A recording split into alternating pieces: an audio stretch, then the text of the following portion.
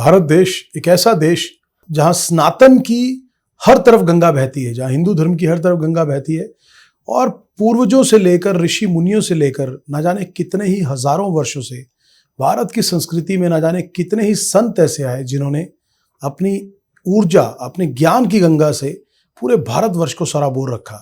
इसी गंगा के अंदर हमने ना जाने कितने ही लोगों को, कितने ऋषि मुनियों को देखा जिन्होंने अपने ज्ञान और शिक्षा से ना जाने कितने ही लोगों के ज्ञान चक्षु खोले और उनको जिंदगी भर के लिए ऐसा ज्ञान दिया कि उनका जीवन सफल हो गया। आज भी जब हम बात करते हैं तो पूरे विश्व भर में हिंदुस्तान ही एक ऐसा विलक्षण देश है जहां पर सनातन की परंपरा है, जहां सनातन धर्म के प्रति, ईश्वर के प्रति एक अटूट श्रद्धा, एक अटूट आस्था है।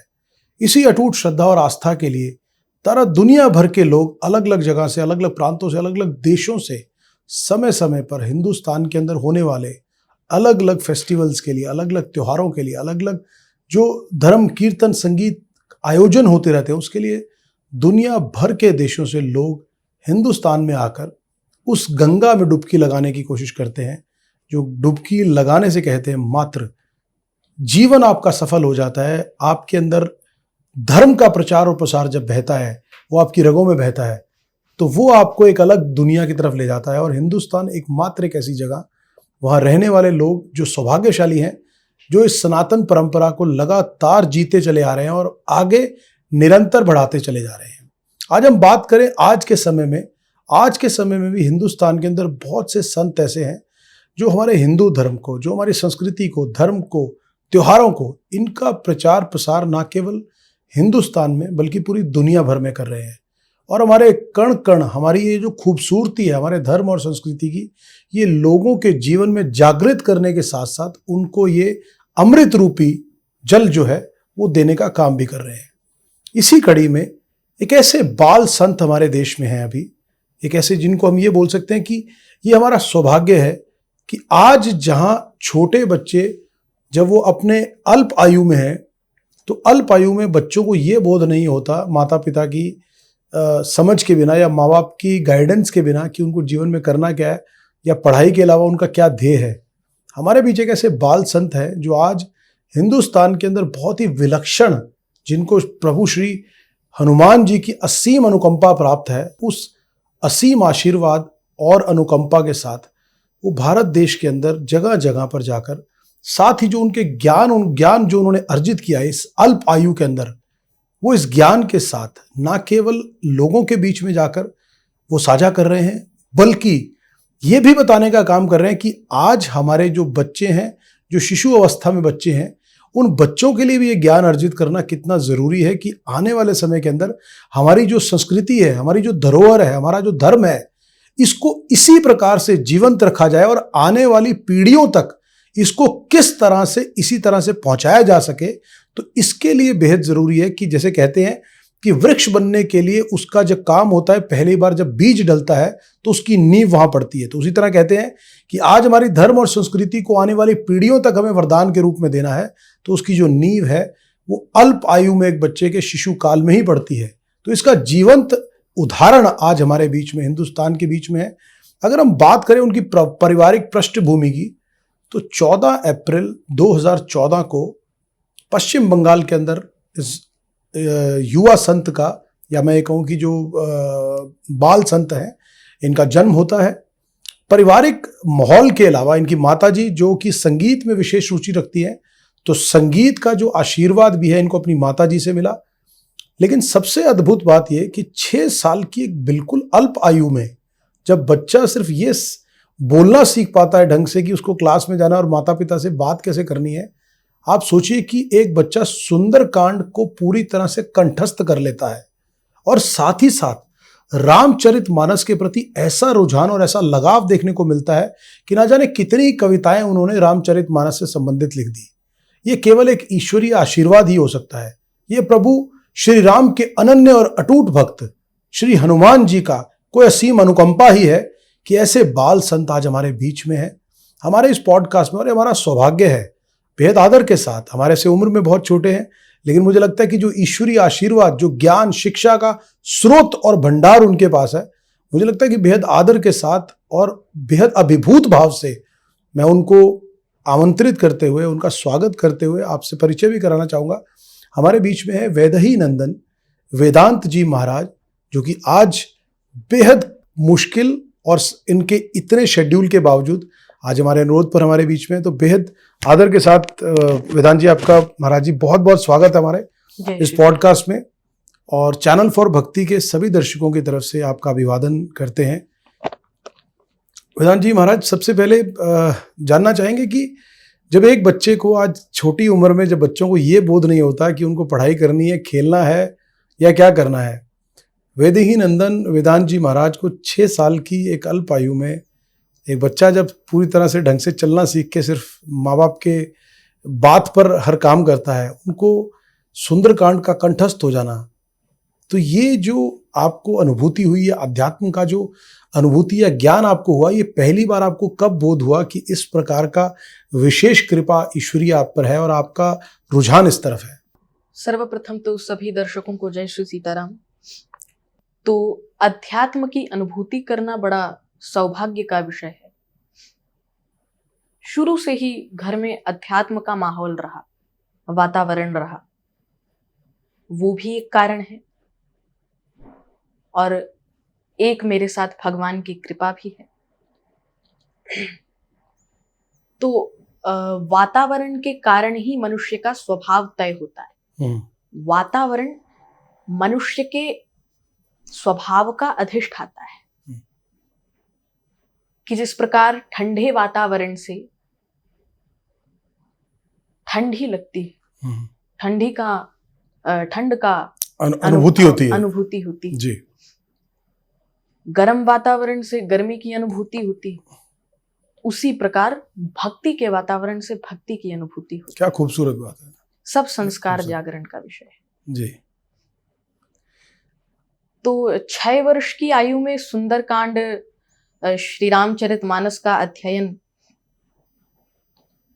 करना, ये बड़ों का भी आशीर्वाद है और भगवान की कृपा तो है ही। जैसा कि मैंने पहले बताया कि वातावरण स्वभाव का अधिष्ठाता है, तो भगवान की कृपा से मेरे घर में त्रिसंध्या भी होती है, और मेरे जो दादाश्री हैं जी, तो वो प्रातः काल नित्य रोज दुर्गा सप्तशती के 13 अध्यायों का पाठ करते हैं। क्या बात।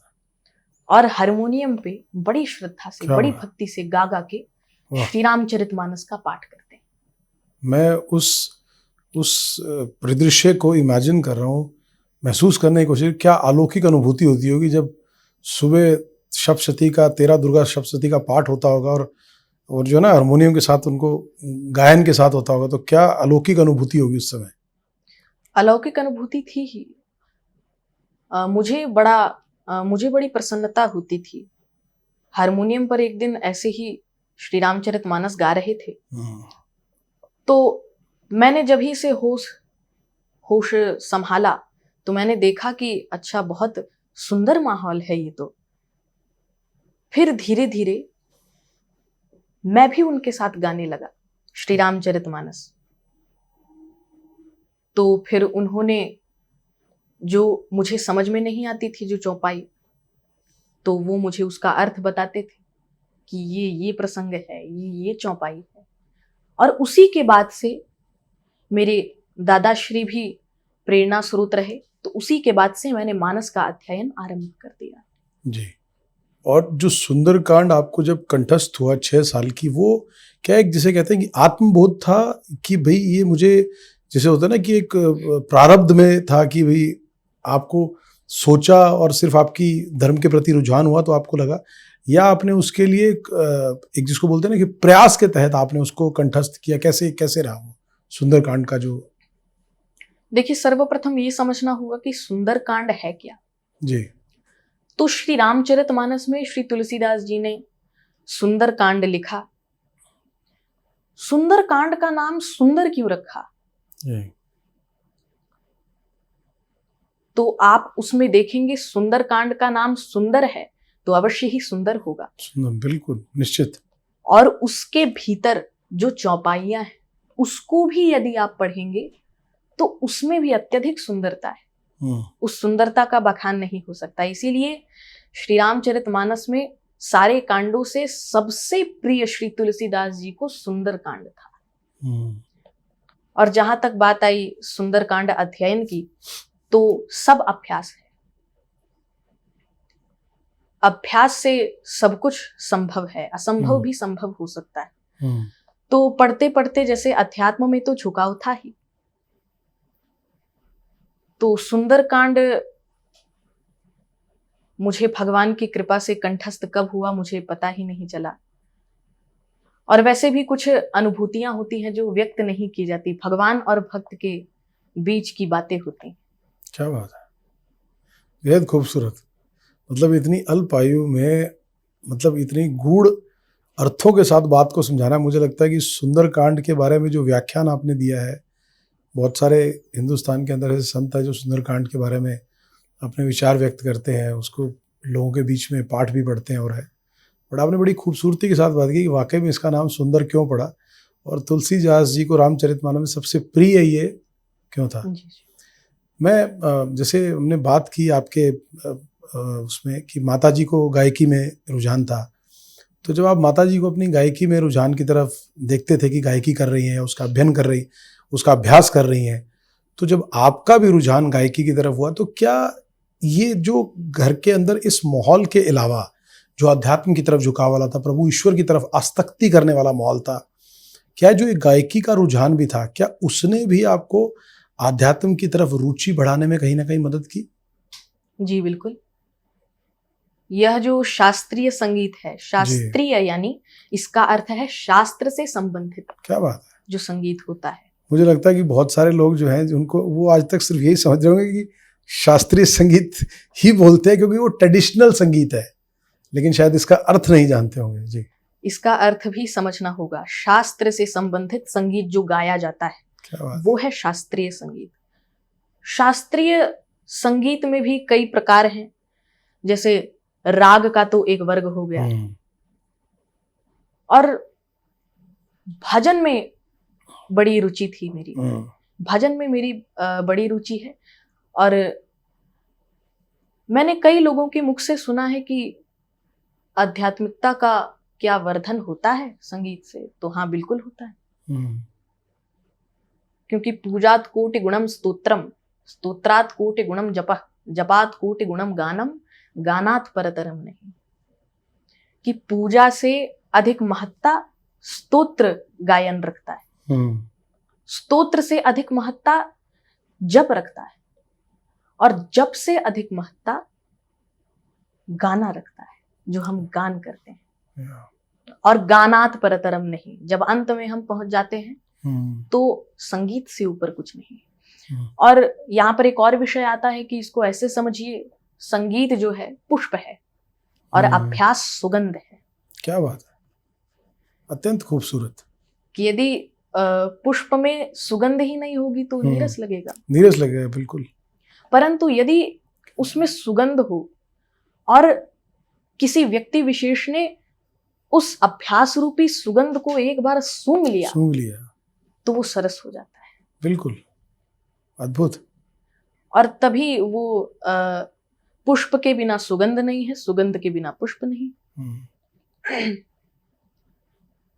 और आध्यात्मिकता के संवर्धन की जिस प्रकार बात आई, तो अध्यात्म से तो संगीत बहुत विशेष तरीके से जुड़ा हुआ है। जैसे आप ले लीजिए स्वामी हरिदास जी, श्री सूरदास जी। बिल्कुल। श्री हरिदास जी के तो गोद में बैठ के भगवान श्री हरि बाल रूप में उनका गान सुनते थे। बिल्कुल। तो बड़ी अद्भुत कला है ये अनेकों उत्कट भक्तों की श्रद्धा रही। और पहले के समय में तो बहुत पहले के समय में ये भी कहा जाता था कि अरे ये व्यक्ति विशेष गाता है, ये गंधर्व है।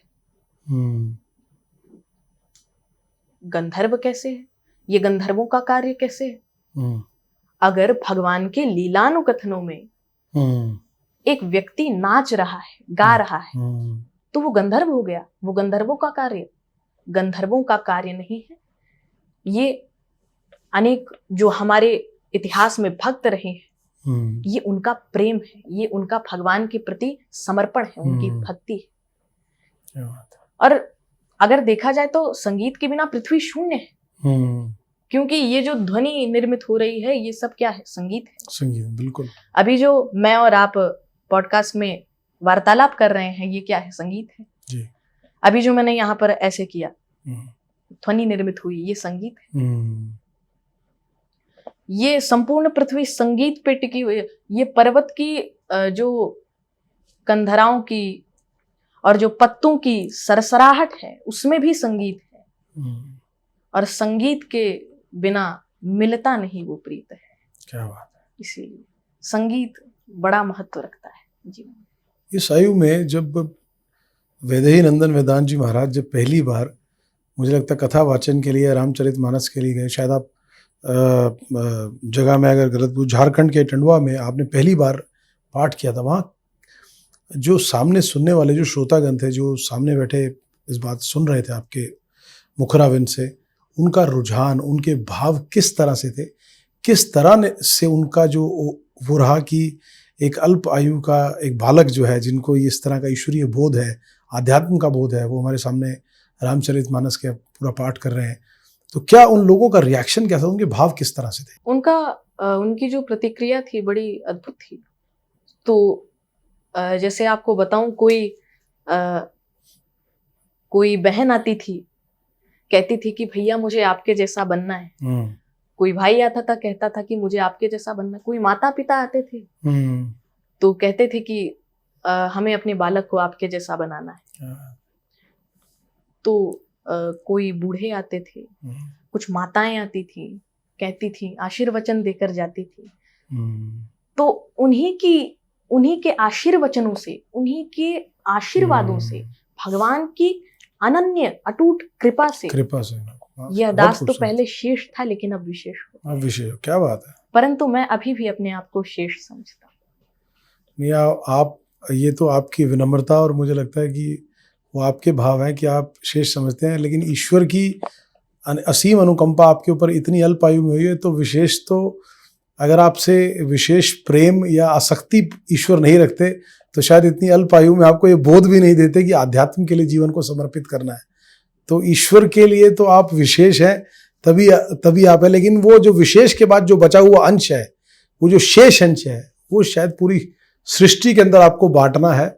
उसके लिए ईश्वर ने आपको तैयार किया है, और हम जैसे लोगों के लिए कि आपके मुखराविंद से हमें अपने जीवन को सफल और सुगम बनाने का माध्यम ढूंढना है, हमारे जैसे लाखों करोड़ों लोगों को।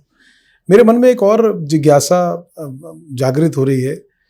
जब आप अपने साथ, आप स्कूल में भी जाते हैं, तो आप जब और बच्चे आपके साथ पढ़ते हैं तो टीचर्स का रिएक्शन क्या है? जो साथ पढ़ने वाले सहपाठी बच्चे हैं उनका रिएक्शन क्या है? कि भाई एक बच्चा, मतलब वो सारे अगर 100 बच्चे क्लास में या 40 बच्चे हैं, तो मुझे लगता है कि वो शायद 39 बच्चे जो एक ही तरह के भाव के साथ बड़े हो रहे होंगे, स्कूल की पढ़ाई करना, रूटीन में जाना। लेकिन वैदेही नंदन वेदांत जी महाराज एक अलग भाव के साथ, एक अलग विचार के साथ बड़े हो रहे हैं, पढ़ाई भी कर रहे हैं और सब कुछ है। तो उन जो आपके सहपाठी हैं और आपके स्कूल के टीचर्स, और उनका किस तरह से ओवरऑल इस पे रहता है उनका? देखिए, स्कूल के जो सहपाठी हैं विद्यालय के, तो वो तो कहते हैं कि अच्छा, मैं विद्यालय में किसी को अपने अनुसार नहीं देखता हूँ। कोई लोग हैं सो मुख में अब्यूजिव लैंग्वेज है, तो आप तो जानते ही। वो इसलिए असहज महसूस करते हैं क्योंकि उनको लगता है कि शायद आपको आपके इन्हीं गुणों की वजह से शायद आपको हर जगह तवज्जो दी जाती है, लोग आपको स्नेह देते हैं, आशीर्वचन देते हैं, आशीर्वाद देते हैं। तो ये मैं सिर्फ इस बात को एज्यूम कर रहा हूँ कि ये भाव हो सकते हैं उन बच्चों के, उन सहपाठियों के, तभी वो ऐसा सोचते होंगे शायद। जी। और मेरी एक ही मंशा रहती है कि मित्र किसको बनाया जाता है? जो हर कार्य में आपका साथ दे। क्या बात है। अब ऐसा नहीं कि गलत कार्य में भी साथ दे, जो आपको सन्मार्ग पे ले जाए, जो आपको सत्य मार्ग पे ले जाए, जो आपको भगवान की ओर बढ़ाए, और जो आपको कर्म करने का उपदेश दे। मित्र 3 ही हो सकते हैं, चौथा अगर इन्हीं में से निकल जाए तो। 3 मित्र हैं। पहली पुस्तक, ग्रंथ का अध्ययन। पुस्तक हमारी सबसे बड़ी मित्र है। आपने एक चीज नोटिस की होगी, जब हम पुस्तक पढ़ते हैं तो हम उसको पढ़ रहे होते हैं। अगर आप इस प्रकार अनुभव करके पढ़ेंगे कि मैं पुस्तकों से बातें कर रहा हूं और पुस्तक मुझे देख रही है, मैं पुस्तक को अपनी कहानी सुना रहा हूं, ये बहुत आनंद आएगा आपको पढ़ने में। दूसरे मित्र हैं माता पिता, क्योंकि उनसे हम सारी बात कह सकते हैं। और कुछ बात तो बच्चे छुपा भी जाते हैं, जो मेरे भाई। और तीसरे मित्र जो हैं वो हैं भगवान। अच्छा, माता पिता के साथ एक चीज है कि बालक उनसे बात छुपा जाते हैं, लेकिन भगवान से कैसे छुपाएंगे? भगवान के साथ तो और अच्छा है कि भगवान कहते हैं कि तुम छुपाओ ना छुपाओ, हम तो भविष्य की भी गणना पहले से करके हाँ कर ले। हाँ बिल्कुल। आपने रामचरितमानस के इतना सारा कुछ पढ़ा, कौन से भाव या कौन से कोई श्लोक आपको लगता है जो व्यक्तिगत तौर पे आपके बेहद करीब हैं, जो आप लगते हैं कि आपको सबसे ज्यादा प्रभावित करते हैं? 2 प्रसंग बड़े प्रिय हैं। पहला, जब श्री हनुमान जी जानकी माता का संदेश लेके आते हैं अशोक वाटिका से होने के बाद। जी। तो श्री राम जी देखते हैं तो कहते हैं कि मुद्रिका ले आए, क्या कोई भेजा है? जानकी जी ने कोई संदेश भेजा है? तो श्री हनुमान जी ने कहा कि मैं तो गया ही नहीं था। राम जी को सब पता है, वो तो परब्रह्म है, लेकिन वो भी लीला कर रहे हैं। रुद्रावतार श्री हनुमान जी भी लीला कर रहे हैं, बस वानरों को दिखाने के लिए। अच्छा, ऐसा भी नहीं है कि वानर जो हैं वो साधारण है, वो भी देवता के रूप में आए हैं। क्योंकि श्री राम जी ने वचन दिया पृथ्वी को जन्म लेने से पहले कि पृथ्वी मेरी प्रिय पृथ्वी में तेरा भार मिटाता हूँ, दशरथ के यहाँ राम बन के मैं शीघ्र अवध में आता हूँ। फिर ब्रह्मा ने कहा बधाई है प्रभु शीघ्र अवध में आते हैं। ब्रह्मा ने कहा बधाई है प्रभु शीघ्र अवध में आते हैं, और सुर बोले उनकी सेवा को हम वानर बन जाते हैं। क्या बात। सुर यानी देवता, देवता वानर बने हुए थे, जो अंगद, रेच, भालू थे। तो श्री राम जी ने कहा कि तो फिर किसने मुद्रिका लाई है, किसने संदेश लाया है? तो श्री हनुमान जी को सब वानरों ने संकेत करके कहा कि यही तो गए थे, आपके सामने आ रहे हैं। तो श्री राम जी ने कहा कि तुम गए थे? तो हनुमान जी ने कहा नहीं, मैं तो नहीं गया। अब श्री राम जी थोड़ी खींची हुई आवाज में बोले कि अब सारे लोग सच सच बताएंगे कि कौन गया था, कौन नहीं गया था, किसको संकेत करके बोला जा रहा है। तो श्री हनुमान जी ने कहा कि प्रभु अब राज खुल ही गया है तो सत्य बता ही देता हूं। कहते हैं कि मैं गया तो जरूर था, परंतु असल में मैं नहीं गया था। वो तो फिर तुम गए थे और नहीं भी गए थे, कुछ समझ में थोड़ी ना आ रहा है। तो उन्होंने कहा कि आपने जो मुझे मुद्रिका दी थी वो मुझे साधारण, वो मुझे सीधे जानकी माता के पास खींचे ले आई, मैं तो गया ही नहीं था। तो उसी पर श्री राम जी कहते हैं कि मैं तुम्हारा ऋणी हूं, तुम मम प्राण समान प्रिय। और दूसरा प्रसंग जो मैं अक्सर सुनाता हूं, श्री भरत जी का प्रसंग है कि जब श्री भरत जी पादुका लेके जा रहे होते हैं तो श्री राम जी देख रहे होते हैं। भरत जी तुरंत पादुका रखे फिर आ रहे होते हैं। राम जी ने कहा कि कुछ भूल गए क्या? तो भरत जी ने कहा कि नहीं प्रभु, एक बात कहनी थी। आप भले ही अवध नहीं जा रहे, लेकिन एक बात बता देना चाहता हूं कि मुझे मंजूर है कि मैं आपका चेहरा न देखूं, मगर यह विरह और गहरा न देखूं। मुझे मंजूर है कि मैं आपका चेहरा न देखूं, मगर यह विरह और गहरा न देखूं। अगर भाग्य में है असंभव ये घड़ियां, तो कुछ वर्ष सपना सुनहरा न देखूं। सरयू की नहरों की सुनसान लहरों की। इसको ऐसे समझें कि नहर में लहर होती है जी। तो सरयू की नहरों की सुनसान लहरों की आवाज और मार्ग महरा न देखो, और वेदांत तक नीति करके थकेंगे पर रघुवर को जंगल में ठहरा न देखो। क्या बात है। आपकी बातों से जो मैंने और थोड़ा उसमें जानकारी अर्जित की तो देखा कि आप लेखन में आपकी विशेष रुचि है। आपने रामचरितमानस से संबंधित भी काफ़ी कविताएं लिखी और वेदांत पुष्प नाम की आपकी पुस्तक भी आपने लिखी। तो पहले तो मैं अपने दर्शकों के लिए जानना चाहूँगा कि जो लेखन में रुचि है ये इसी के साथ जुड़ते, आध्यात्म के साथ जुड़ते हुए, और अभी जो आपने वेदांत पुष्प लिखी ये किस संबंध या किससे संबंधित ये पुस्तक आपने जो लेखन आपने किया? देखिए, जो वेदांत पुष्प नामक पुस्तक है ये 108 कविताओं का संग्रह है।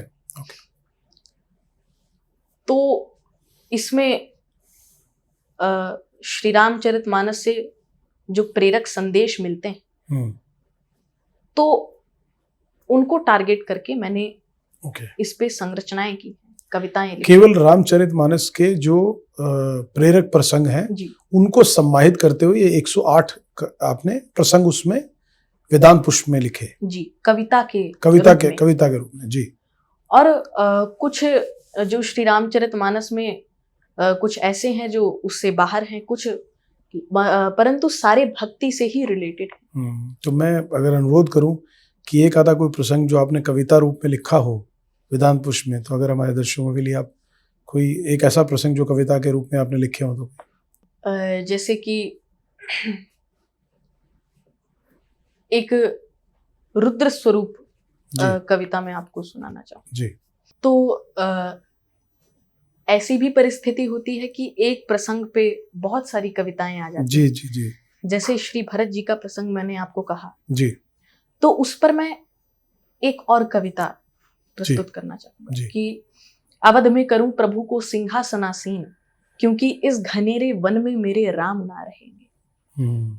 श्री भरत जी के भाव हैं कि अवध में करूं प्रभु को सिंहासनासीन, क्योंकि इस घनेरे वन में मेरे राम ना रहेंगे, और नाथ अवध लौट के आए ना अगर तो इस भरत लाल के ये प्राण ना रहेंगे।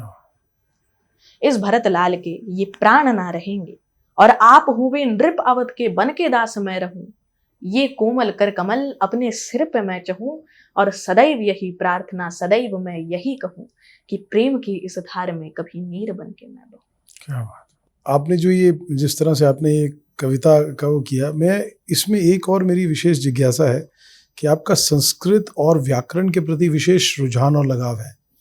आज के अगर हम युवा अवस्था की बात करें, बच्चों की बात करें, तो संस्कृत के प्रति विशेष तौर पर बहुत रुचि नहीं देखी जाती। अगर आज के बच्चों को संस्कृत पढ़ने के लिए जागृत करना है और उनको अध्ययन की तरफ अग्रसर करना है और उनको ये कहना है कि वो इस तरफ रुझान रखें, तो कोई ऐसा आपको लगता है कि सरल मंत्र है या एक सबसे सरल तरीका है जिसमें कि बच्चे बहुत आसानी के साथ संस्कृत भाषा को सीख पाएं और पढ़ पाएं? अभ्यास, केवल अभ्यास। संस्कृत भाषा बड़ी अद्वितीय भाषा है और मैं कहूँगा कि संस्कृत भाषा सभी को सीखनी चाहिए, क्योंकि आज देखिए लोग जो हैं विदेशों से भारत आ रहे हैं संस्कृत सीखने के लिए, तो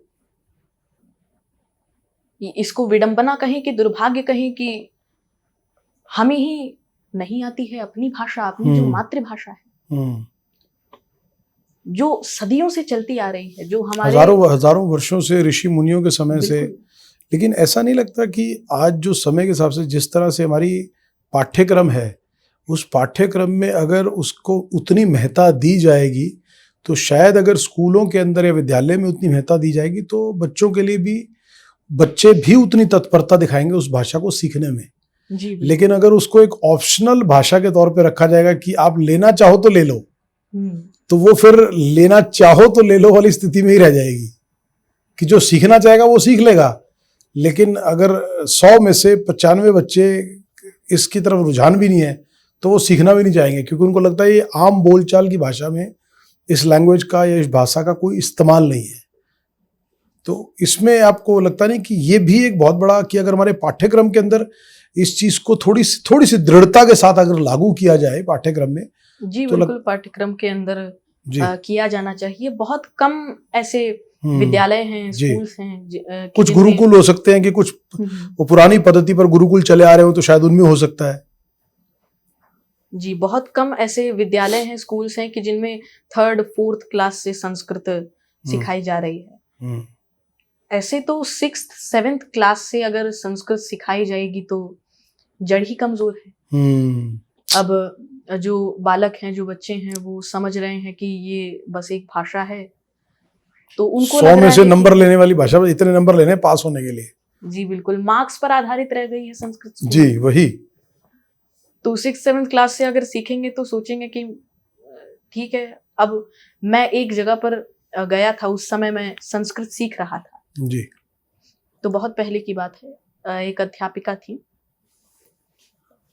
उन्होंने एक श्लोक बोला, वाणी गुणानुकथने श्रवणौ कथायाम हस्तौ च कर्म सुमनस्तव पादयोर्न। हम्म,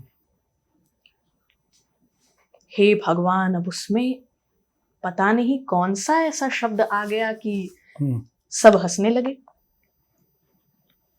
एक बालक खड़ा हुआ, कहा कि मैम, ये जो भाषा है, ये तो इसमें कौन इंटरेस्ट लेगा?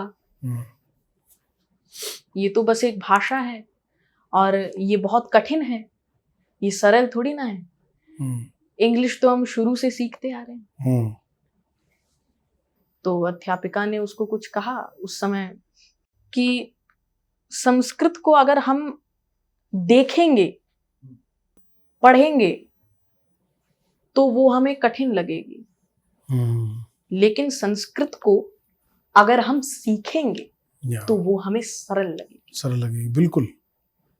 और यहाँ पर एक और विषय आता है, जी हालांकि ये उत्तर से हटकर है। सरल की परिभाषा क्या है?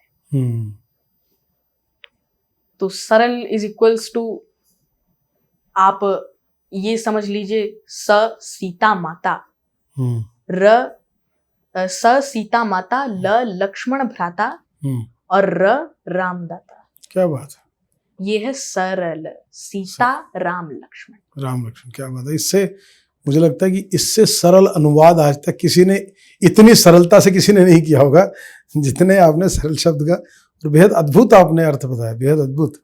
और ये जो सरल शब्द है, कई लोग कहते हैं कि सीधे पेड़ को ही काटा जाता है। ठीक है, लेकिन सरल होना कोई दोष नहीं है। सरलता बस सीधापन नहीं है। सरलता एक भक्ति का भी भाग है, भक्ति का पार्ट है।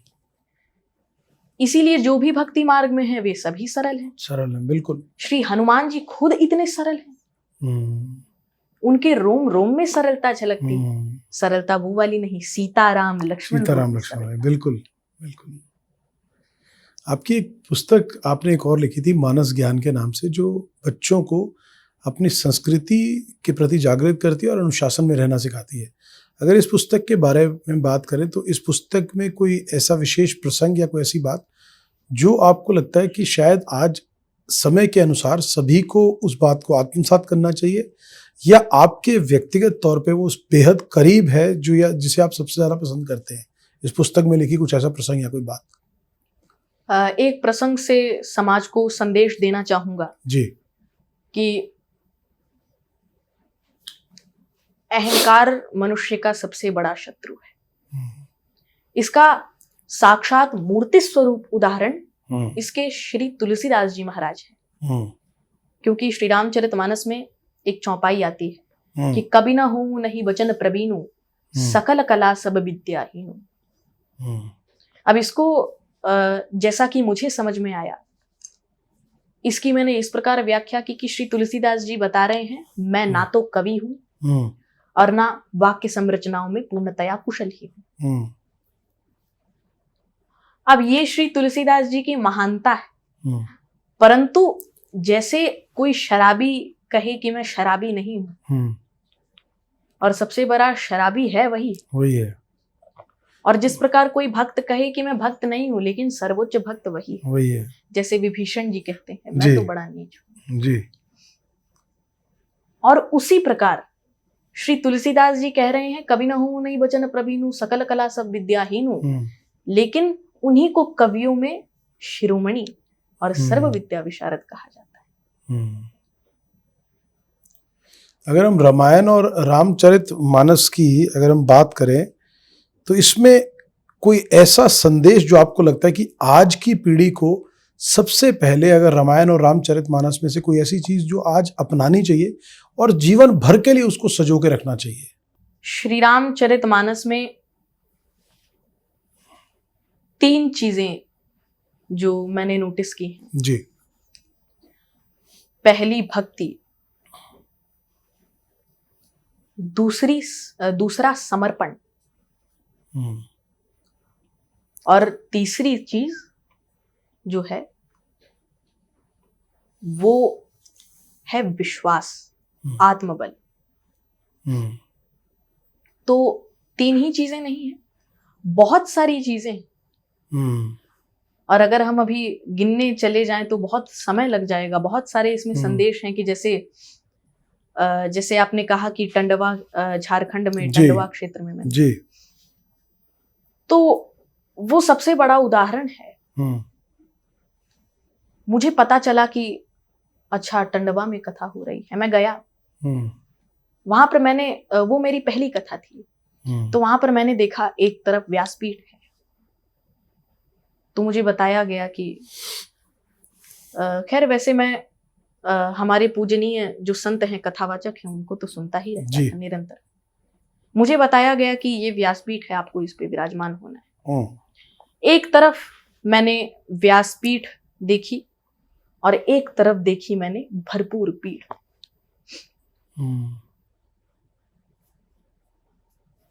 उसके बाद अब मुझे व्यासपीठ पर विराजित किया गया, मेरे सामने भीड़ थी।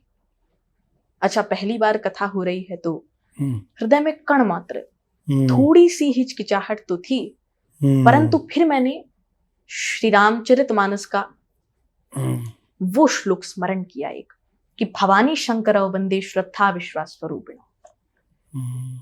कि अगर हृदय में श्रद्धा हो, विश्वास हो, बिल्कुल, तो मूकम करोति वाचालम पंगुम लंघयते गिरिम यत् कृपातमहं वंदे परमानंद माधवम। जो गूंगा है वो बहुत सुंदर बोलने लगता है, लंगड़ा दुर्गम पहाड़ पर चढ़ जाता है, अगर उसके अंदर श्रद्धा हो, विश्वास हो, बिल्कुल, और वो लगन हो कि हाँ मुझे ये कर डालना है, तो कर डालना, और उस काम के लिए उतना आत्मबल वो अपने अंदर बना ले, ये काम करना है। विश्वास का ही एक स्वरूप है आत्मबल। आत्मबल, बिल्कुल बिल्कुल। तो वो ठान ले कि मुझे ये करना है। अब आजकल के दिनों में क्या होता है, लोग कहते हैं कि कल कर लेंगे, फिर कल आता है, फिर कहते हैं कल करेंगे, बिल्कुल, और वो कल कभी आता ही नहीं है, बिल्कुल। सबसे छोटा शब्द है कल। 3 पड़ाव है, सबसे नीचे आता है कल, उसके मध्य में आता है आज, और सबसे ऊपर है अभी। बिल्कुल। कल जो है वो असंभवता को दर्शाता है कि कभी नहीं हो पाएगा, कभी नहीं होगा, बिल्कुल। आज जो है वो संभवता को दर्शाता है कि हाँ हो सकता है, हो जाए, हाँ हो जाएगा, परंतु अभी ये दर्शाता है कि हाँ ये आदमी बड़ा लगनशील है और 100% होगा, 100%, क्योंकि वो अभी करने जा रहा है, बिल्कुल। इसीलिए मैंने उस पंक्ति को स्मरण किया, क्योंकि 2 चीजें मेरे साथ थी। पहला जो मैंने पूर्व ही कहा, विश्वास जिसका स्वरूप आत्मबल है, और दूसरा भगवान की कृपा, कि जिसके कारण लंगड़ा पहाड़ पर भी चढ़ जाता है। मैं जैसे बात करूं, आप क्योंकि अध्यापन भी करते, पढ़ते भी हैं, और लेखन में भी आपकी रुचि है, पढ़ाई भी कर रहे हैं, तो अध्यात्म के साथ इन चीज़ों का, जैसे ईश्वर के प्रति निकालना, समय निकालना, इनका सामंजस्य किस तरह से बनाते हैं आप? क्योंकि पढ़ाई भी करनी है, स्कूल का भी देखना है सब, और साथ में आपकी इसकी तरफ ये भी आप करना है, तो इनका कैसे बैलेंस कैसे करते हैं आप? देखिए, सब समय का प्रबंधन है। भौतिक पढ़ाई भी साथ साथ में हो जाती है, आध्यात्मिक भी हो जाती है, क्योंकि समय को जिसने जान लिया वही बड़ा व्यक्ति बन सकता है, क्योंकि समय हमारे अनुसार नहीं चलेगा जी, हमें समय के अनुसार चलना होगा। बिल्कुल, क्योंकि समय जो है वो हथेली में रखे जल की भांति है। मेरे मन में ऐसे ही एक दिन विचार आया कि जो समय है वो हथेली में रखे जल की भांति है। ज्यादा देर अगर हमने उसको रखा, कभी भी फिसलने की संभावना है, बिल्कुल। और अगर रखते ही हमने विनियोग करके उसको पात्र में डाल दिया तो हम सफल हो गए, फिर हम पूजा शुरू कर सकते हैं। बिल्कुल बिल्कुल, और हथेली भी रहेगा तो कभी भी वो फिसल सकता है। इसीलिए ये समय जल की भांति है। और एक और उदाहरण ले सकते हैं कि समय, टाइम इज मनी, समय जो है वो धन की भांति है। इसको जितना इसको ज्यादा अर्जित भी नहीं करना चाहिए और ज्यादा खर्च भी नहीं करना चाहिए, संतुलित, क्योंकि समय किसी के हाथ नहीं, ये जीवन बड़ा घना है और जिसने मेहनत की जीवन में वो ही बड़ा बना है। क्या बात। आप जिस तरह से ये सारी चीजें करते हैं, अध्यापन हो गया, लेखन हो गया, फिर संस्कृत के बारे में भी अध्ययन करना, तो आने वाले समय में आप अभी इन सारी चीजों को बिल्कुल संतुलित भाव से ही सारी चीजें साथ साथ करना चाहेंगे, या किसी विशेष रुचि या विशेष चीज के ऊपर आपको लगता है कि इस पर मैं ज्यादा अध्ययन या ज्यादा समय देना चाहूंगा इस चीज को, ज्ञान को अर्जित करने के लिए? देखिए, एक विशेष चीज है अध्ययन जी, ग्रंथों का स्वाध्याय। क्योंकि एक विषय तो ये हो गया कि जैसे जैसे वर्ष उम्र बढ़ती है वैसे वैसे ज्ञान का भी विकास होता है, बुद्धि का भी विकास बिल्कुल होता है। और हर व्यक्ति विशेष एक पत्थर की तरह है। जो पुस्तकें हैं, जो ग्रंथों का स्वाध्याय है जी, वो उनके लिए तराशने वाली वस्तु है। और जैसे जैसे पत्थर को तराशा जाएगा वैसे वैसे वो एक प्रखर सोना बनकर बिल्कुल, इसीलिए इस प्रकार। जी, आपके जो आपने कविताएं लिखी या जो कुछ और प्रसंग लिखे, उनमें से, क्योंकि आपका गायन में भी रुचि है, तो मैं चाहूँगा कि आज हमारे साथ, आज आप इस पॉडकास्ट में हैं तो हमारे जो दर्शक भी सुन पा रहे हैं और आपके इतने सुंदर और उत्तम विचार सुन पा रहे हैं, तो कोई गीत जो आप गुनगुनाना चाहे हमारे दर्शकों के लिए, व्यूअर्स के लिए, या कोई ऐसा प्रसंग जो आपको लगता है आप करना चाहे तो जरूर। एक बड़ा प्रिय गीत है जी।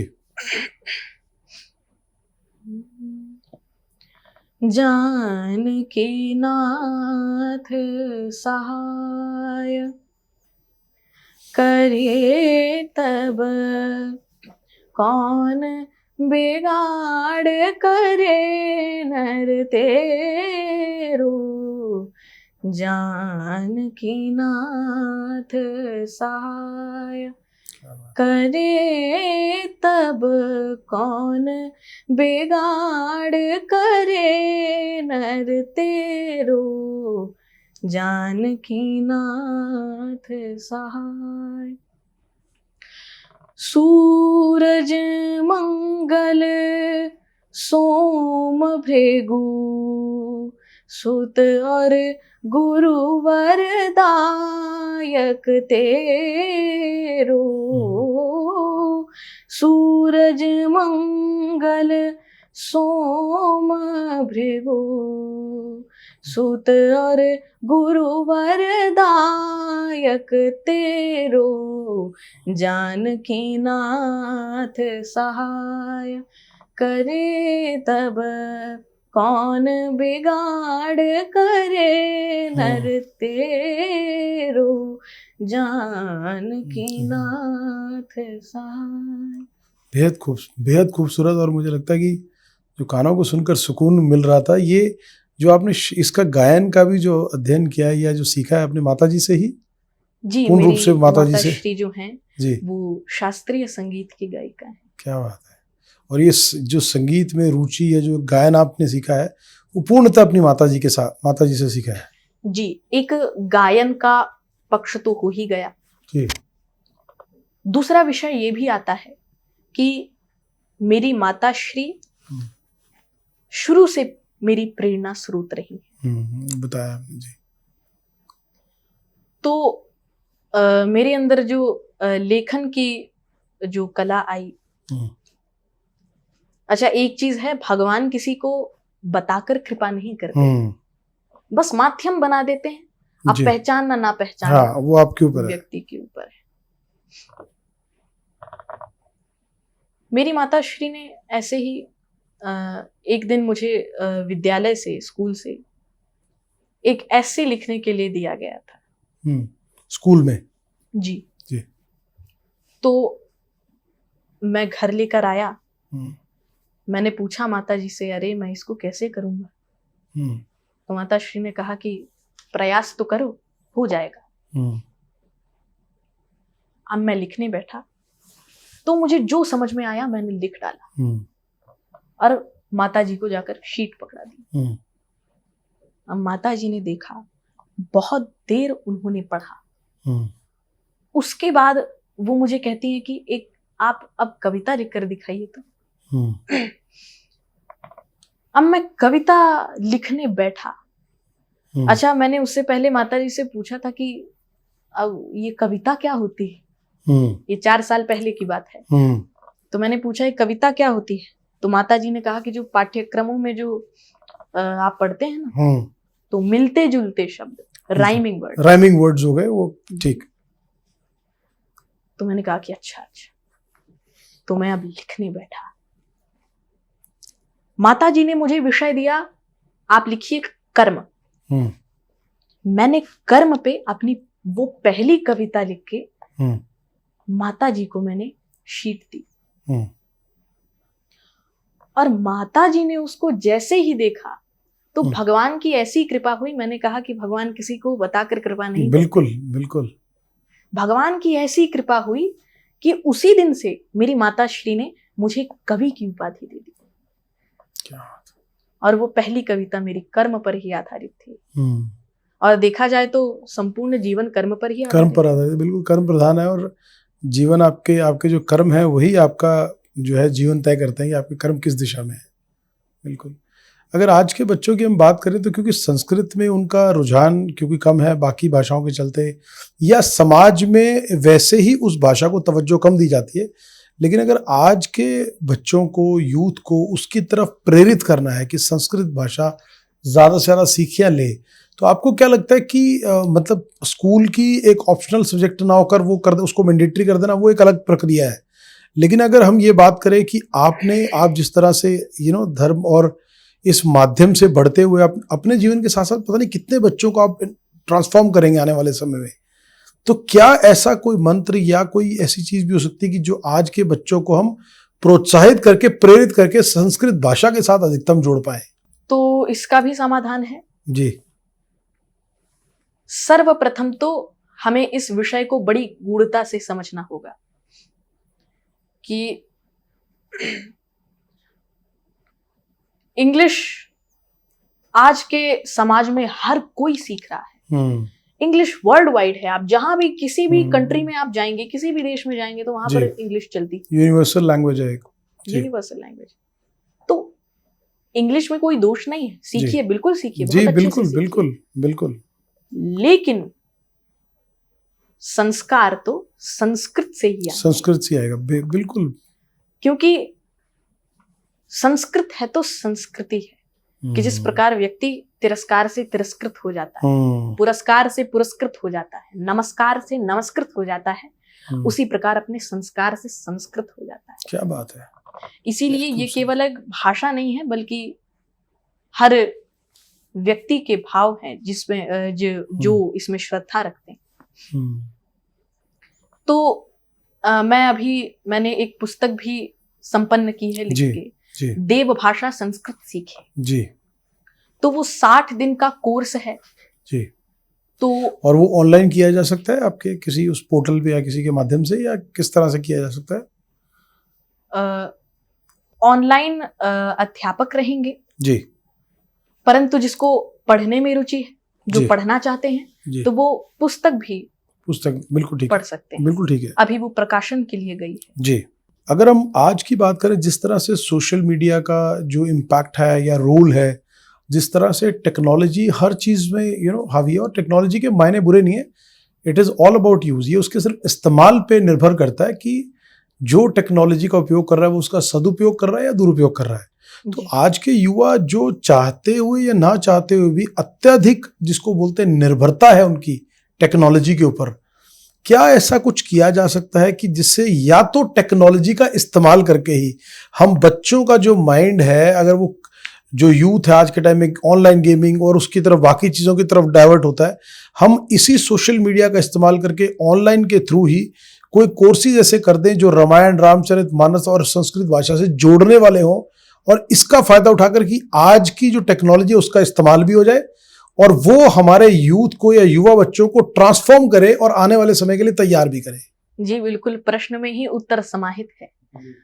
तो पहले तो ये चर्चा हो जाए कि आज के समाज में लोग रील पर बहुत आधारित है। तो समाज तो रील में लगा ही हुआ है, बल्कि उनको देख देख के बच्चों पर भी उसका प्रभाव पड़ रहा है। बिल्कुल। तो बच्चे भी, अब छोटे छोटे बच्चे रील देखने लगे। अब माता पिता को तो नहीं पता जी। कि उसमें क्या कंटेंट वो देख जब रहे तक उनको समझ में आएगा तब तक बच्चा जो है उनको उल्टे जवाब देना सीख चुका हैं। होगा। बिल्कुल। जब तक उनको समझ आएगा कि वो रील पे क्या देख रहा था। और इसमें एक और विषय निकल कर आता है कि बालक को संस्कार देना माता पिता पर निर्भर है, अवलंबित है, आधारित है। जी। क्योंकि अगर आज आप उनको संस्कार से संस्कृत नहीं करेंगे तो कल वो क्या बनेंगे। बिल्कुल। और अगर आज संस्कार देकर आप उनको संस्कृत कर देंगे तो कल वो पूरे विश्व को संस्कृत करेंगे। बिल्कुल अद्भुत बात है। और मुझे लगता है कि उसके लिए अगर संयुक्त रूप से भी कुछ लोगों को, चाहे वो जो भी इसकी व्यवस्था हो, तो संयुक्त रूप से भी प्रयास करना चाहिए, क्योंकि ये हमारे भारत देश के भविष्य निर्माण की बात है। अगर आने वाले समय का, आज वर्तमान में कुछ साल के बाद और उसके बाद आने वाला समय है, भारत देश की ओवरऑल व्यवस्था कैसी होगी, देश कैसा होगा, देश के अंदर हर तरह की फैसिलिटीज और सब कुछ कैसा होगा, वो हमारा यूथ तय करेगा। और यूथ तब तय करेगा जब यूथ को उस लेवल की समझ है कि उसको अपने देश की उन्नति में योगदान देना है। एक मैं वेदांत जी महाराज, मैं आपसे एक जिज्ञासावश और पूछना चाहूँगा, क्योंकि आज अभी जो अपने एक बड़ी महत्वपूर्ण बात की कि जो आजकल रील्स का हो गया, ज़्यादातर छोटे छोटे बच्चे भी रील्स देख रहे हैं। एक और बड़ी विडंबना की बात है, और मैं बड़ा शुद्ध होता हूँ, देखकर बड़ा शुद्ध महसूस करता हूँ व्यक्तिगत तौर पे भी, कि लोग धार्मिक जगह पर जा रहे हैं, धार्मिक अनुष्ठानों पर जा रहे हैं, धार्मिक मंदिरों में जा रहे हैं, कोई मंदिर जा रहा है, गुरुद्वारे जा रहा है, लेकिन वहाँ पर जाकर भी जहाँ ईश्वर का आशीर्वाद लेने के लिए आप स्पेशली अपने घर से जा रहे हैं, और वहाँ जाने के बाद तो आपका भाव शून्य हो जाने चाहिए कि आप ईश्वर को समर्पित हैं। इस समय आप ईश्वर के समर्पित हो गए, दर्शन के लिए आए हैं, उनका आशीर्वाद लेने आए, आशीर्वाद लेने आए अगले आने वाले जीवन के लिए। बल्कि वहां पर जाकर ज्यादा रील्स बना रही हैं ये दिखाने के लिए कि हम कहाँ आए हुए, किस दरबार में माथा टेकने आए हुए। तो मैं इस भाव को समझना चाहता हूं कि ये जो भाव है, इस भाव के पीछे मनोदशा क्या है। क्या लोगों को ये भी एक शो ऑफ लगता है कि वो मंदिर में जाके, दरबार में जाके, अगर कोई बद्रीनाथ जी गया, केदारनाथ जी गया, तो वो दिखा रहा है, तो वो ये भी एक शो ऑफ हो गया सोसाइटी में कि ये दिखाना कि हम वहां गए हुए हैं, ऐसी ऐसी दूर दूर जगह पे ज्योतिर्लिंग पे दर्शन करने गए हैं। और अगर ऐसा नहीं है तो फिर इस दिखावे का अंत क्या है। आप ईश्वर के पास गए, आप जाइए, माथा टेक के आइए, आशीर्वाद लेके आइए ना। क्या जरूरत है आपने 50 लोगों की रील्स बना के 50 लोगों को दिखाने की कि आप ईश्वर की आसक्ति के लिए, उसके पूजा पाठ के लिए आप मंदिर में या किसी विशेष दरबार में गए हैं। तो ये एक बड़ी विडंबना लगती है, और ये बड़ी ऐसा लगता है कि जैसे ये सिर्फ दिखावा मात्र चल रहा है कि अधिक से अधिक दिखा दें कि मैं उधर भी आया, मैं यहाँ भी आया, मैं वहां भी आया। तो आप व्यक्तिगत तौर पे इसको कैसे अनुभव करते, कैसे देखते हैं? देखिए, बहुत पहले एक संत ने कहा था जी कि दूर की वाणी को समझना है तो सर्वप्रथम दूरवाणी का त्याग करना होगा। जी। दूरवाणी यानी मोबाइल। क्योंकि आप देखिए, पहले के समय में मोबाइल कहाँ हुआ करते थे। अभी तो कॉल की भी सुविधा आ गई। पहले तो आप उदाहरण ले लीजिए, जैसे श्री सुदामा जी हैं, बिल्कुल, तो पैदल चल के उनको द्वारिका जाना पड़ा। बिल्कुल। समय के अनुसार तो परिवर्तन हुआ, और जो परिवर्तन मुझे लगता है कि जो परिवर्तन अच्छा और सकारात्मक है समाज के लिए, वो निश्चित तौर पर उसको अपनाना भी चाहिए। लेकिन वो एक कहावत है, कहते हैं कि किसी भी चीज़ का अति जो है या अत्यधिक इस्तेमाल बेहद खतरनाक है। और मुझे लगता है कि आज भारतीय समाज, भारतीय फैमिलीज उस डेंजरस जोन के अंदर है, जिसको बोलते खतरनाक जोन में है, जहां पर अपने बच्चों को और खुद को अपना समय सीमित करते हुए मोबाइल और टेक्नोलॉजी से वो समय कंक्रीट लेवल पे परिवार और सदस्यों के साथ बिताना चाहिए ज्यादा, बजाय कि सारा दिन मोबाइल और उस पर स्पेंड करने के। अपने पूरे जीवन में जो घटित हो रहा है, जो भी चल रहा है, छोटी से छोटी चीजें आज लोग रील में डाल रहे हैं। बिल्कुल। तो उसके कारण क्या हो रहा है, लोग जीवन की अनुभूति नहीं कर पा रहे हैं। इसी रील के कारण जी लोग वीडियो बनाने में व्यस्त हैं। तो लोग जीवन की अनुभूति कैसे करेंगे? उसको कोई भी, जैसे मौसम है तो बड़ा सुहाना मौसम है, उसकी भी रील बना डालिए। उसको आप फील करिए, उसको महसूस करिए। अब उस पल को भी लोग गवा दे रहे हैं। तो ये जो मोबाइल है, तो वापस इस पॉइंट पर आते हैं कि गलत कंटेंट आजकल बहुत प्रोड्यूस हो रहे हैं सोशल मीडिया पे। तो एक टारगेट लेना पड़ेगा।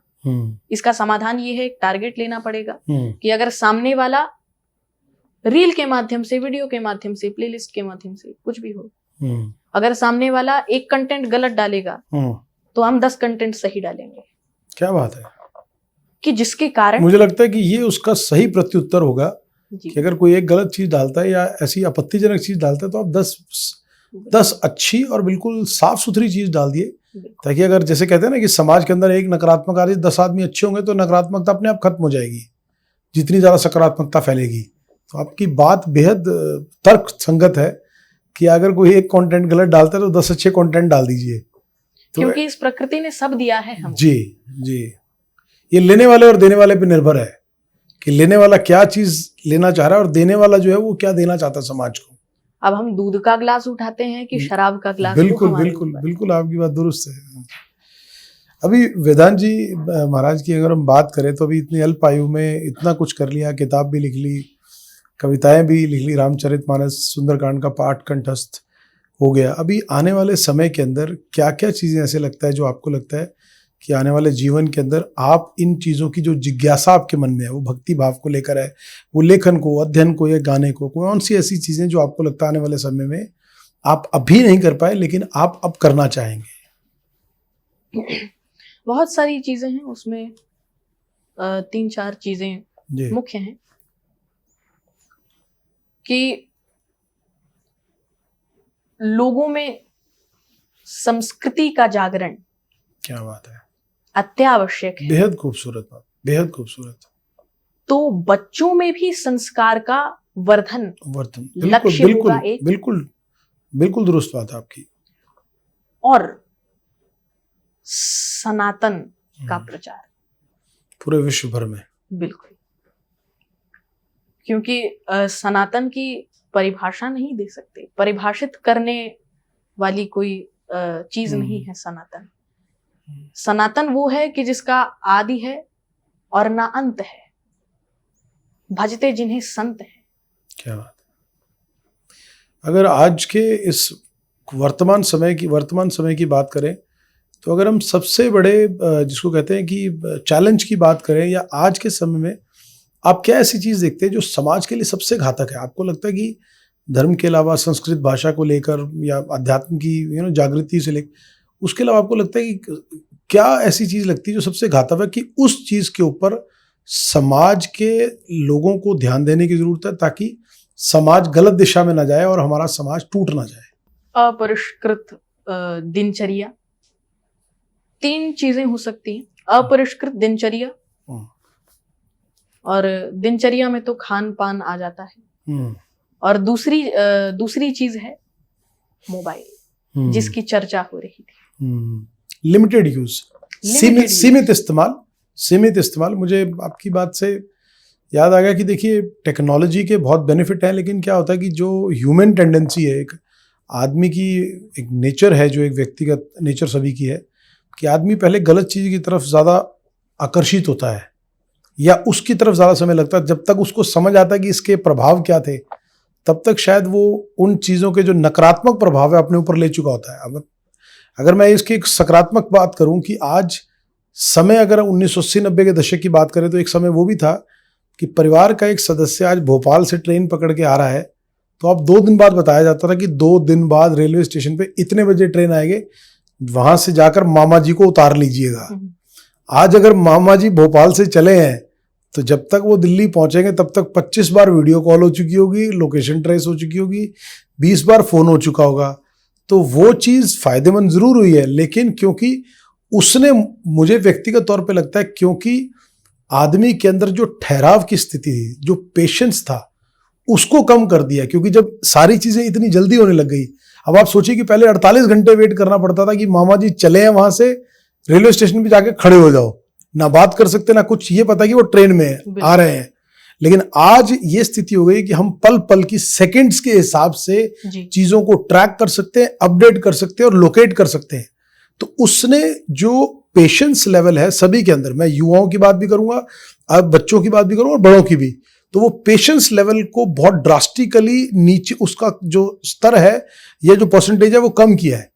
क्योंकि हैबिट ऐसे हो गई, ब्रेन की फंक्शनिंग ऐसे हो गई, जब आपको 5 मिनट में ये पता लग जाए कि उसकी लोकेशन कहाँ है, वो आदमी अहमदाबाद बोल रहा था गुजरात, वो अहमदाबाद में है, दिल्ली में बैठा है, तो 5 मिनट में आप उसकी लोकेशन ट्रेस कर सकते हो टेक्नोलॉजी के। तो आदमी में ठहराव की स्थिति कमतर होती चली जा रही है। तो मुझे लगता है कि ये एक ऐसी चीज है जिस पर निश्चित तौर पर हम सबको सोचने की जरूरत है कि जीवन में ठहराव लाने के लिए, जो आपने बात की कि मोबाइल का मुझे लगता है सीमित उपयोग होगा, तो शायद मुझे लगता है वो एक बहुत बड़ा रोल प्ले करेगा इस चीज को दुरुस्त करने में। जी बिल्कुल। हमें बहुत सारी वस्तुएं दी गई हैं, अब उसका एक सकारात्मक प्रयोग भी होता है, नकारात्मक प्रयोग भी होता है। अब भगवान ने मनुष्य को बहुत सारी चीजें दी हैं। भगवान ने कान दिए सुनने के लिए, आंख दिए देखने के लिए, नाक दिए सूंघने के लिए, मुंह दिया बोलने के लिए, बुद्धि दी सोचने के लिए। क्या सोचने के लिए? अब मनुष्य वो ही नहीं समझ पाता। इसीलिए अब जो मिलता है, अब मनुष्य के ऊपर निर्भर है कि वो इस पवित्र बुद्धि में भगवान की अनमोल रत्न के समान दी हुई बुद्धि में पुष्प भरता है कि कचड़ा। इसीलिए 3 चीजें समाज में बड़ी घातक हैं जी। पहला मोबाइल, दूसरा अपरिष्कृत व्यवहार, वो जो अपरिष्कृत अव्यवस्थित दिनचर्या है जी। और तीसरी चीज है आत्मबल का घटाव। बिल्कुल, ये सबसे बड़ी जड़ है जो मनुष्य को पूर्णतया कमजोर कर देती है। जब आपके अंदर आत्मबल नहीं है तो आप किसी भी विपरीत परिस्थिति के अंदर आप तुरंत सरेंडर कर देंगे। बिल्कुल, आप उस चीज का सामना नहीं कर पाएंगे। आपके अंदर, जिसे कहते हैं ना कि बीमारियों से लड़ने के लिए बॉडी के अंदर व्हाइट ब्लड सेल्स और राइट ब्लड सेल्स होते हैं, प्रतिरोधक क्षमता बढ़ाते हैं बीमारी से लड़ने के लिए। तो वैसे ही जो आत्मबल है आपका, वो विषम और विपरीत परिस्थितियों से लड़ने के लिए आपके अंदर प्रतिरोधक क्षमता बढ़ाता है। कि अगर आपका आत्मबल मजबूत है और आप चीजों को, सहनशीलता है आपके अंदर उन चीजों, विपरीत परिस्थितियों खास तौर पे, तो कितनी भी विषम परिस्थिति है, आप अपने आत्मबल के रास्ते या नाव से वो पार कर जाएंगे। मैंने एक विचार एक स्थान पे व्यक्त किया था जी, कि जीवन में जितना बड़ा बनना है उतना सहनशील बनो। बिल्कुल। परंतु जहां पर सहनशीलता व्यक्त करने योग्य नहीं है, जहां पर अति हो जाए, वहां पर सहनशील बनना पाप है। बिल्कुल बिल्कुल बिल्कुल। इसीलिए विषय था आत्मबल का घटाव। तो इस प्रकृति में जो हम वाक्य बोलते हैं, वाक्य ब्रह्म है और ब्रह्म ही सत्य है और सत्य ही अमर है। अमर है, बिल्कुल। एक कार्यक्रम हुआ था, आपके संज्ञान में होगा, संस्कृत पर जी।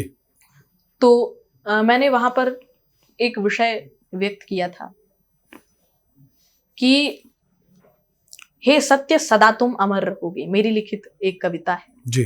तो नित्य सभी के हृदय पटल में क्षुब्ध कोप की दाह रहेगी, भविष्य का वर्णन है। नित्य सभी के हृदय पटल में क्षुब्ध कोप की दाह रहेगी, मेरे भारत के लुप्त सत्य से गत होने की चाह रहेगी। और सदा सदा के लिए निरंतर नित्य धर्म का समर रहोगे, हे सत्य सदा तुम अमर रहोगे। क्या बात है, क्या बात है। हे सत्य सदा तुम अमर रहोगे। क्या बात है। शेष बचे कुछ भरत खंड के रक्षण के उपचार बहुत हैं। शेष बचे कुछ भरत खंड के रक्षण के उपचार बहुत हैं, पर शोक बिंदु संतप्त धरा, हे माता तुम पे भार बहुत है। क्या बात।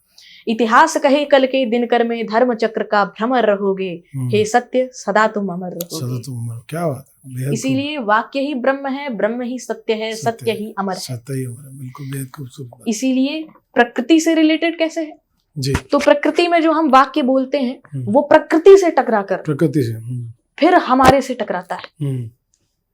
इसीलिए हमारे पूरे बॉडी पे हम पे उसका प्रभाव पड़ता है।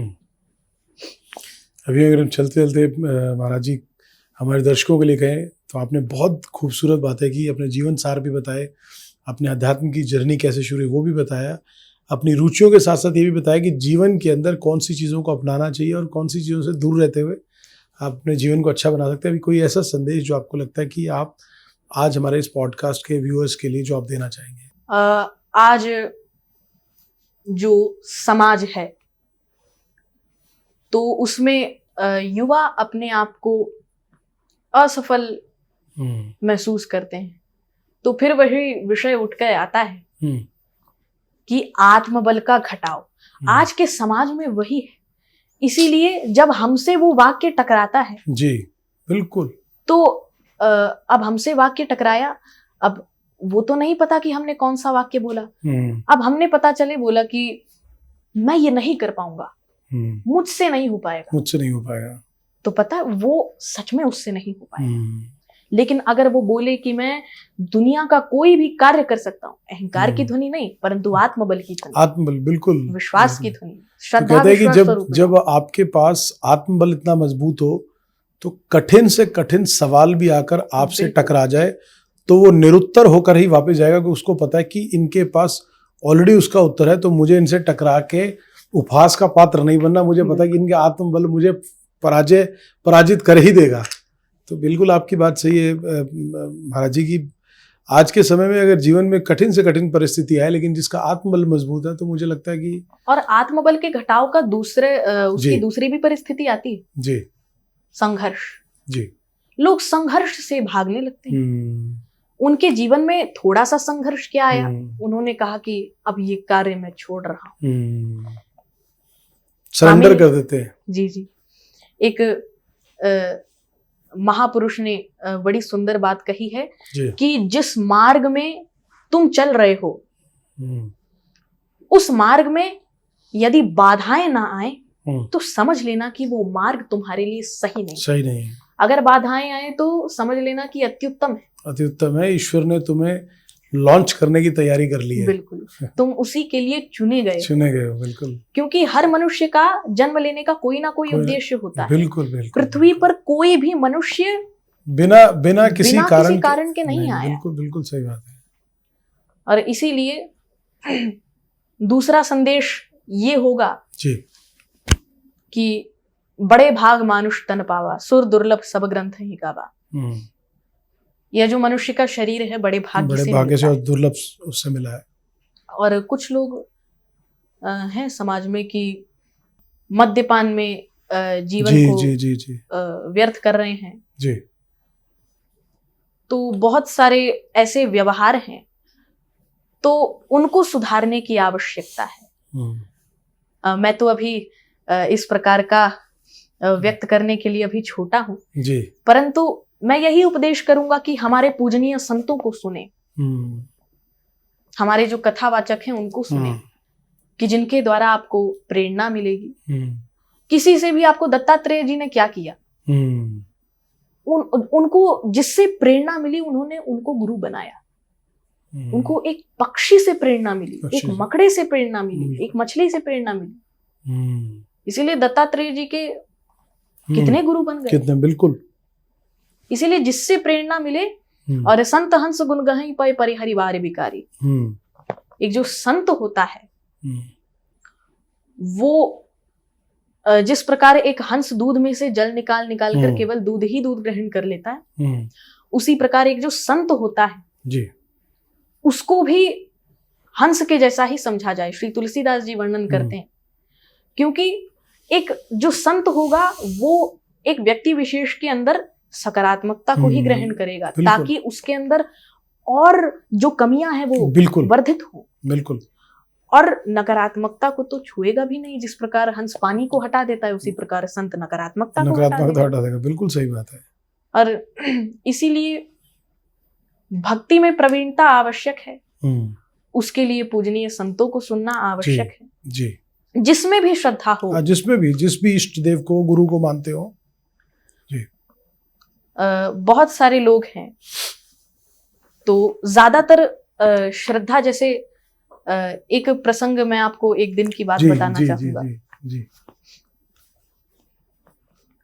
जिस प्रकार आपने कृपा की बात की, तो न च विद्या समो बंधु, न व्याधि समो रिपु, न चापत्य समो स्नेह, न च धर्मो दयापर। तो कृपा से बढ़ के कुछ नहीं है। तो एक बार की घटना है जी। मैं किन्हीं सज्जन से मिलने गया था, उनसे भेंट करने गया था। तो बात कर ही रहे थे कि इतने देर में बगल में टेलीफोन रखा था, वो बज उठा। तो मैंने कहा कि कुछ आवश्यक होगा, उठा लिया जाना सही होगा। तो उन सज्जन ने कहा कि नहीं, कोई दिक्कत नहीं है महाराज जी, वो दूसरे कमरे में भी टेलीफोन रखा है जी, तो कोई उठा लेगा वहां जी। तो मैंने कहा कि अच्छा, बड़ी विचित्रता की बात है, ये इस कमरे में टेलीफोन बज रहा है, दूसरे कमरे में कैसे उठा लेगा? शायद 2 टेलीफोन रखे होंगे क्या? तो उन्होंने कहा कि हाँ, 2 टेलीफोन हैं, लेकिन कनेक्शन एक है। इसी प्रकार मैं विचार करता रहता हूं, तो मुझे उस दिन बुद्धि में एक बात खटकी, और तुरंत मैंने ये अनुभव किया कि जिस प्रकार उस कमरे में एक टेलीफोन रखा था, इस कमरे में एक टेलीफोन रखा है, 2 टेलीफोन है, कनेक्शन एक है। उसी प्रकार श्री राम जी, क्या बात है, और श्री हनुमान जी रूपी टेलीफोन 2 हैं, कनेक्शन एक है। क्या बात है, अद्भुत अद्भुत प्रसंग, और अद्भुत जिस खूबसूरती के साथ आपने इसका व्याख्यान किया। मुझे लगता है कि जो लोग भी अलग अलग टेलीफोन पे फोन मिला रहे हैं, अलग अलग फोन मिला रहे हैं, वो समझ जाएंगे कि कनेक्शन एक ही है। उनके लिए समझना बड़ा जरूरी है, कनेक्शन एक ही है। फोन चाहे प्रभु श्री राम को लगाएं, श्री हनुमान जी को लगाएं, या किसी भी इष्ट देव को लगाएं, लेकिन कनेक्शन एक ही है। वो परम पिता परमेश्वर के पास ही जाएगा आपका कनेक्शन। श्री हनुमान जी की कृपा प्राप्त करनी है तो राम जी के पास आए जी, राम जी की कृपा प्राप्त करनी है तो हनुमान जी के पास, हनुमान जी के पास। लेकिन एक विशेष विषय व्यक्त करना चाहूंगा जी, कि श्री राम जी को आप ये समझे कि वो है सीईओ, और श्री हनुमान जी हैं पीए, पर्सनल असिस्टेंट जी। तो अगर सीईओ से मिलना है तो पहले अपॉइंटमेंट लेनी होगी पीए से। बिल्कुल बिल्कुल दुरुस्त बात है, बिल्कुल। इसीलिए यह विषय भी आता है। जी बिल्कुल। तो आज का पॉडकास्ट में वेदांत जी महाराज, बहुत बहुत धन्यवाद आपका, बहुत आभार, और हमारे दर्शकों की तरफ से बहुत आभार कि आज आपने चैनल फॉर भक्ति के इस विशेष पॉडकास्ट स्पिरिचुअल वाइब्स के लिए समय निकाला। और सबसे बड़ी बात है कि इस अल्पायु में वो बोध, वो ज्ञान, वो अथाह समझ के साथ चीज़ों का आकलन करते हुए आपने जिस विस्तार के साथ चीज़ों को बताया, मुझे लगता है कि वो हमारे जो भी दर्शक इस पॉडकास्ट को देखेंगे और जो भी आपकी बातें सुनेंगे, अगर उन बातों को, खासतौर पे आज के युवा, यूथ, बच्चे जो स्कूल्स में पढ़ रहे हैं, जो बड़े हो रहे हैं, वो भी ज़रूर अगर आपकी बातों को अपनाएंगे तो मुझे लगता है कि उनका जीवन भी खूबसूरत होगा, स्थिर होगा, बहुत ज़्यादा बेहतर होगा। और उन परिवार के लोगों के लिए भी, जो माता पिता है, उनको भी लगेगा कि वेदांत जी महाराज, वैदेही नंदन वेदांत जी महाराज जी की जो बातें थी वो हमारे बच्चों ने थोड़ा अनुकरण करते हुए अपने जीवन को और बेहतर बना लिया है। तो उम्मीद करते हैं कि जिस अल्पायु के बोध के साथ आप ईश्वरीय आशीर्वाद, प्रभु श्री हनुमान जी की कृपा के साथ आपने इस रामचरितमानस सुंदरकांड के जो श्लोक हैं, प्रसंग हैं, उनको लोगों के जीवन तक पहुंचाते हुए बड़े अपने शब्दों में पिरोकर, उसी तरह हम दुआ करेंगे कि आप आने वाले समय में भी सनातन धर्म का प्रचार प्रसार ना केवल बल्कि हिंदुस्तान में बल्कि विश्व पटल पर आप इसके ध्वजवाहक बने।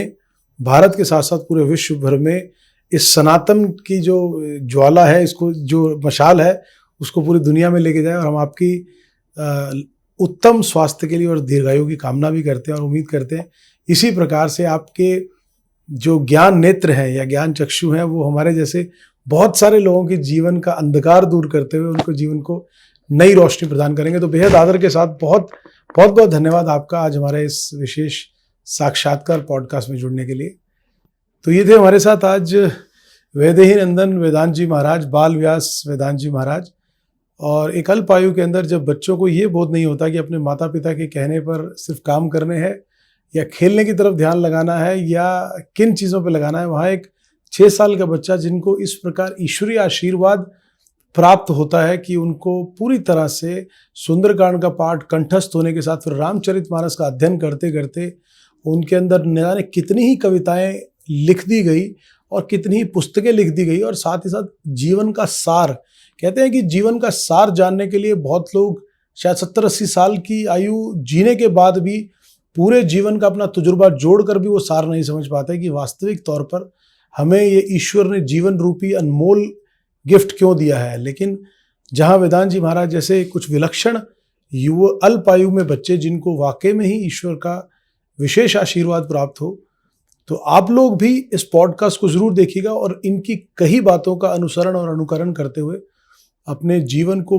बेहद खूबसूरत बनाने का प्रयास कीजिएगा। आपको कोई भी हमारे इस कार्यक्रम चैनल फॉर भक्ति के स्पिरिचुअल वाइब्स कार्यक्रम में किसी भी प्रकार की आपके कोई राय है, आप चाहते हैं कि इस तरह के गेस्ट हम आपके साथ लाएं, संत महात्माओं किनको आप देखना चाहेंगे, सुनना चाहेंगे, तो आप अपनी राय भी ज़रूर कमेंट बॉक्स में करिएगा। और इसी प्रकार से ईश्वर के अलग अलग रूपों के अवतार में जो लोग हमारे पास आए, साधु संत महात्मा, हिंदू धर्म और सनातन धर्म का प्रचार प्रसार करते हुए ये जो अमृत है आपके जीवन में घोलने का प्रयास करते रहेंगे। चैनल फॉर भक्ति के माध्यम से और स्पिरिचुअल वाइब्स हमारे इस खास पॉडकास्ट को आपका स्नेह और आशीर्वाद मिलता रहे, इसी कामना के साथ आपसे इजाज़त लेते हैं। अगले एपिसोड में फिर आपके साथ मिलेंगे और स्पिरिचुअल वाइब्स में एक और ऐसी अनुभूति के साथ बात करेंगे और उनके जीवन सार को जानते हुए उनकी ज़िंदगी की खूबसूरत बातें और ईश्वर का स्नेह और आशीर्वाद आपके जीवन तक पहुंचाने का काम करेंगे। सादर प्रणाम।